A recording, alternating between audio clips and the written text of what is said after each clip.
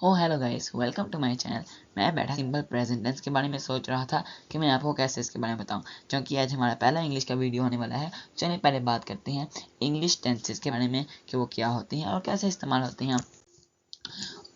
तो सबसे पहले बात करते हैं टेंस क्या होती हैं, टेंस किस लिए डिफाइन किए जाते हैं, टेंस हम क्यों सीखते हैं। हमारे पास तीन ज़माने होते हैं, तीन वक़्त होते हैं, आप कह सकते हैं माजी, हाल और मुस्तकबिल। ठीक है, माजी क्या होता है, हमारा गुजरा हुआ। हाल क्या होता है, जो अभी मौजूद है। और मुस्तकबिल क्या होता है, जो आने वाला होता है। गौर से सुनना, काफ़ी मुश्किलें पेश आ सकती है आपको इसमें। माजी बेसिकली वो होता है जो टाइम आपका गुजर चुका है, उसको हम इंग्लिश में पास्ट कहते हैं। तो एक टेंस हो गया पास्ट, हमने भाई पास्ट का लिए कर लिया। अगली टेंस के बढ़ाते हैं हाल के। हाल कौन सा टेंस होता है, क्वेश्चन हो सकता है। तो बेसिकली हाल वो टेंस होता है जो हमारे अभी के ज़माने के बारे में बताता है, यानी कि हाल वो वक़्त होता है जो अभी मौजूदा पाया जाता है। अभी जो काम आप कर रहे हैं वो हाल है, और उसी टेंस को हम हाल का टेंस यानी प्रेजेंट टेंस कहते हैं। तो हाल का टेंस प्रेजेंट टेंस भी हो गया। अगले टेंस के ऊपर आते हैं फ्यूचर यानी मुस्तकबिल। मुस्तकबिल क्या होता है भाई, मुस्तकबिल रोशन रखना चाहिए कहते हैं ना।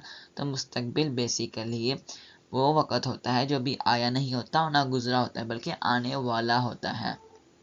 जैसे मुझे उम्मीद है आप इस चैनल को सब्सक्राइब करने वाले होंगे, और अगर आप कर चुके होंगे तो वो माजी है, और अगर आप कर रहे हैं तो वो आपका हाल है। तो उम्मीद करता हूँ आपको ये तीनों ज़माने या वक़्त आप जो भी कह रहे हैं समझ आ गए होंगे। तो आगे चलते हैं, सिंपल प्रेजेंट टेंस के बारे में बात करते हैं दोस्तों। बेसिकली जो सिंपल प्रेजेंट टेंस होता है वो आपको आपकी रोज़मर्रा रूटीन के बारे में बताता है। पहले बात करते हैं कि प्रेजेंट, जिस तरह हमने भी बात की कि वो आपको हाल के बारे में बताता है। तो प्रेजेंट की चार टाइप्स होती हैं, simple present tense, present continuous tense, उसके बाद आता है ये प्रेजेंट परफेक्ट टेंस, और उसके बाद आता है प्रेजेंट परफेक्ट कंटिन्यूअस टेंस।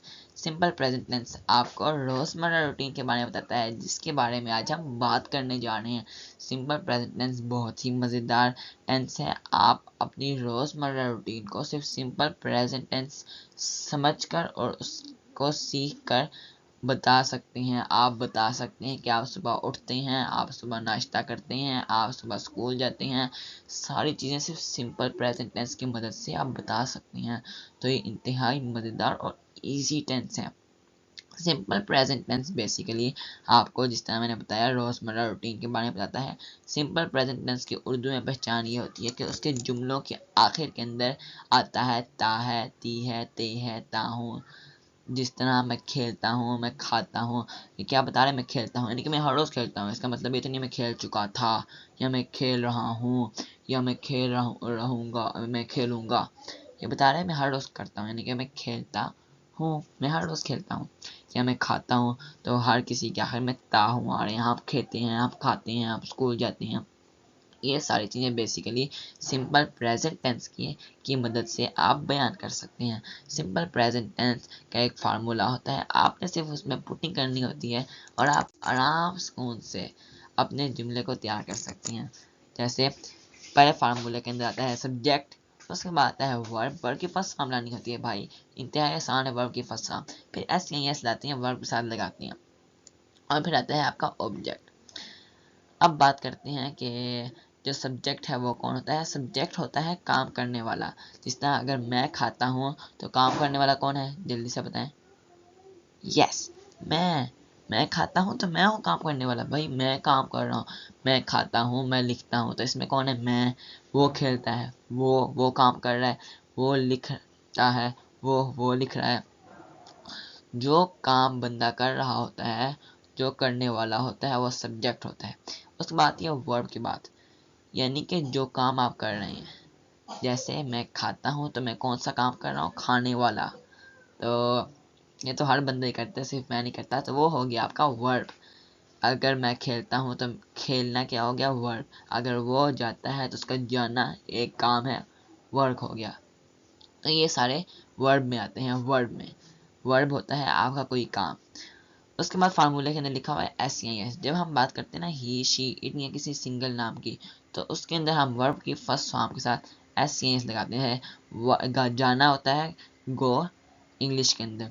और जो हम बोलते हैं कि वो जाता है, तो हम चूँकि वो ही शी इट की मदद से डिफाइन होता है कि वो को ही कहते हैं, तो ही के साथ एस या ई एस लग जाएगा। ही गो और आगे एस लग गया तो ई एस लग गया, बल्कि तो गोज हो गया।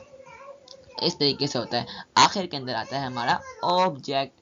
ऑब्जेक्ट बेसिकली वो होता है जिसके ऊपर काम हो रहा हो। जैसे अगर हम खाना खा रहे हैं तो हम खाने के ऊपर काम कर रहे हैं। अगर हम फुटबॉल खेल रहे हैं तो हम फुटबॉल के ऊपर काम कर रहे हैं, तो हमारा ऑब्जेक्ट क्या हुआ?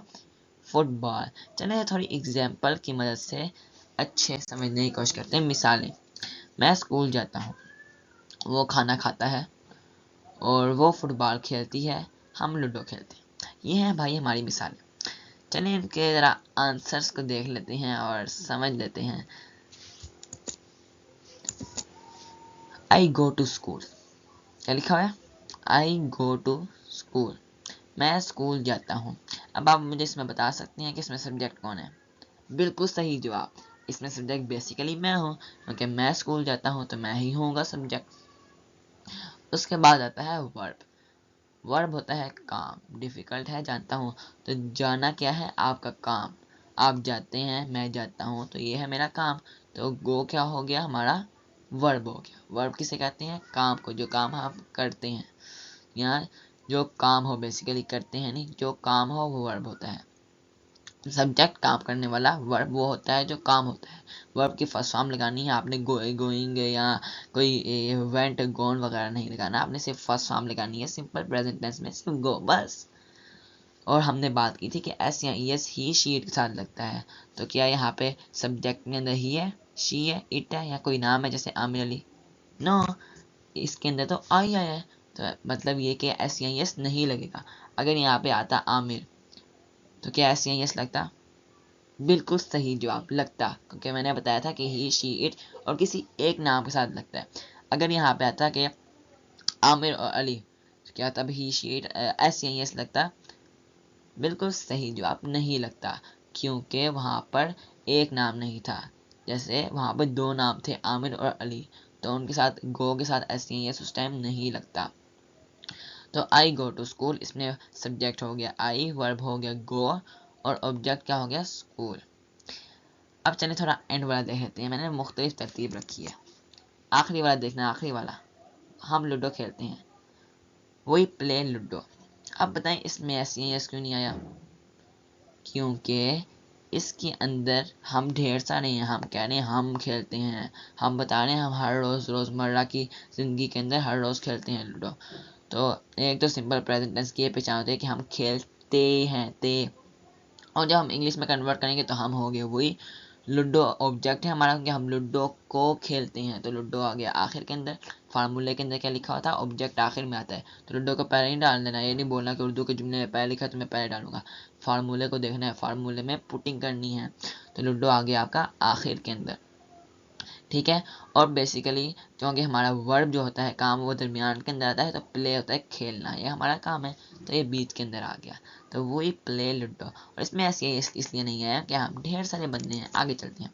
वो खाना खाता है, अब वो खाना खाता है के साथ एस ई एस आगे क्यों आ गया? क्योंकि मैंने बताया है ही शी इट और एक सिंगुलर नेम के साथ एस ई एस आता है, तो ही शी इट में से कोई यहाँ पे सब्जेक्ट है? यस, ही है, बिल्कुल सही जवाब। और ही कौन है? सब्जेक्ट है, काम करने वाला बेसिकली, होंगे ही खाना खाता है, यानी कि वो खाना खाता है। ईट्स असल के अंदर था ईट, फर्स्ट फॉर्म खाने की, और एस यही इसलिए लगाया कि उसके साथ ही आ गया था, तो वो खाना खाता है, तो ही ईट्स फूड। किसको खाता है? फूड को, तो फूड क्या हो गया? ऑब्जेक्ट। आखिरी हमारा जो एग्जांपल थी वो फुटबॉल खेलती है, तो इसमें वो कौन है? लड़की है, तो इसलिए शी आएगा। शी कौन है? सब्जेक्ट है, तो पहले आ गई फार्मूले के मुताबिक। वर्ब कौन था इसके अंदर? खेलना, तो क्या आ गया? प्लेस। तो प्लेस के साथ एस क्यों लगा है? असल वर्ब तो प्ले था, एस क्यों लगा? क्योंकि वो एक लड़की है। अगर दो होती हैं, आयशा एंड कोई सारा वगैरह, तो फिर एस नहीं लगता। और आखिर के अंदर किसको खेलती हैं? फुटबॉल को। तो उम्मीद करता हूँ आपको सारी समझ आई होगी। अगले वीडियो के अंदर हम सिंपल प्रेजेंट टेंस की इंटरोगेटिव और नेगेटिव के बारे में बात करेंगे कि सिंपल प्रेजेंट टेंस के अंदर जो नेगेटिव जुमला कैसे बनाते हैं, इंटरोगेटिव जुमला कैसे बनाते हैं। तब तक के लिए अल्लाह हाफिज़।